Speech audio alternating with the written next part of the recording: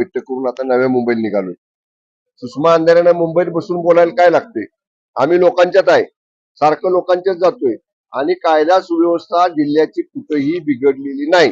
कायदा सुव्यवस्थेच्या बाबतीत सातारा जिल्ह्यातल्या त्यांच्याशी कधीही वन टू वन चर्चा करायला आमची तयारी आहे. सुषमा अंधारेंनी सातारा जिल्ह्यातल्या कायदा सुव्यवस्थेची चिंता करण्याची गरज नाही.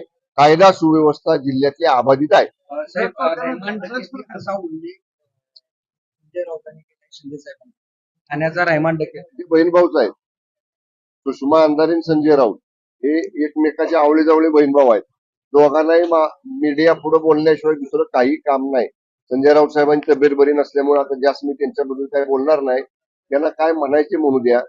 कालच्या नगरपालिका नगर परिषद निवडणुकीत महाराष्ट्रानं दाखवलं कोण काय आहे ते. भाजपच्या पाठोपाठ दुसऱ्या नंबरचा पक्ष नगराध्यक्ष आणि नगरसेवक निवडून आणणारा आदरणीय शिंदे साहेबांच्या नेतृत्वाखालची शिवसेना आहे. लोकांनी शिंदे साहेबांचं नेतृत्व महाराष्ट्रामध्ये स्वीकारलेलं आहे. दुसऱ्या नंबरला आम्ही त्या ठिकाणी निवडून आलो भाजपच्या खालोखाल.